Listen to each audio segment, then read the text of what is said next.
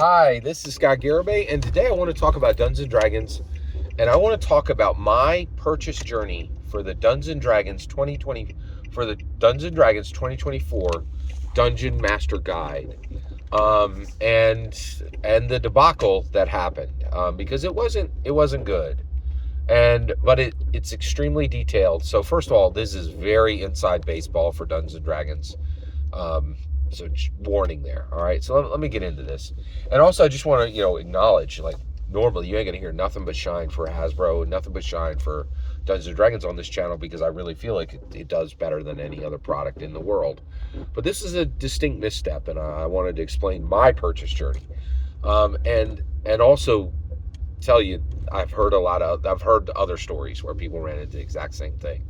And Hasbro is having some real scale issues. And the reason why is they're trying to step in and do what Amazon does. That's hard. That's extremely hard, right? And they're trying to do fulfillment, and fulfillment is outrageously difficult, and it can go south in 55 different ways.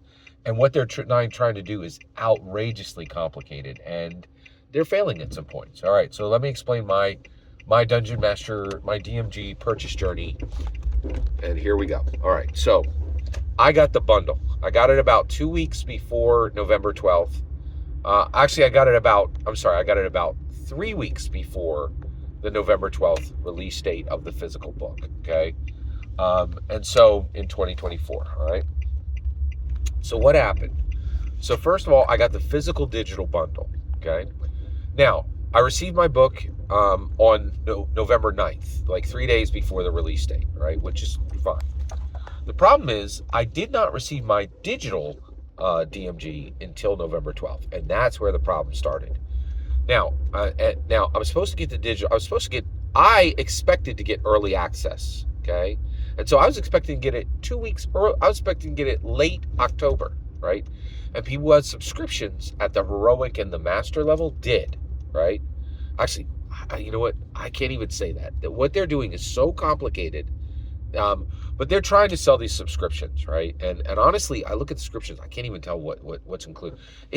I don't understand why anybody would buy the subscriptions. It doesn't seem like it's a good deal at all. I don't even understand, like, when I read the list of what you get, I'm like, what are these things? Like digital dice? I mean, I'm not paying a subscription. I'm not paying $6 a month to get digital dice. I think there are people who would do that. It's beyond me, right? But so here's the issue. I know how to use D&D Beyond at this point, and they made one critical mistake. So one, they previously, in the old days, when you would buy the digital physical bundle, you got 2 week early access. They ended that because they want to attach it to the subscription. So that's one thing you get with the subscription. What's really wild to me is, like, if you're getting a subscription, you're just getting 2 weeks early access. You still have to buy the book even though you have the subscription. It barely even makes sense. It's very bizarre, right? So, but I wanted this 2 week early access, right? And I had gotten it with other books I had bought. And they ended that and said, and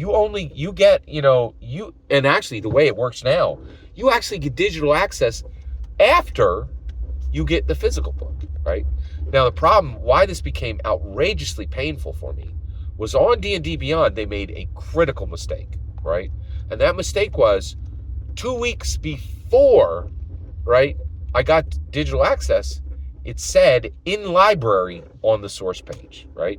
So if you go to the source page on D&D Beyond, it shows you all the sources, and the ones that say in library are the one you should have access to, right? But I didn't have access. And so I went every single day for 2 weeks. I kept going back and back and back, saying, hey, did I get it today? I sent emails that were not answered, right? I finally got an answer back, an automated thing, right?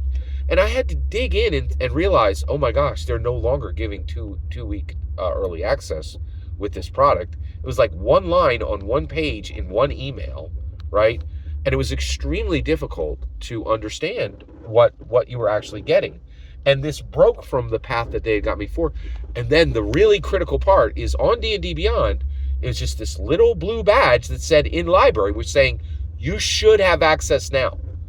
I went through so much rigmarole, so much tearing my hair out, right, to try to get what I thought I was due because of this silly little badge, right? It was outrageously frustrating, and it really soured the purchase journey. Now, when I received the book, I very much liked it. I liked the content inside of it, but the purchase journey, the purchase of the product was nightmarish. It was really nightmarish.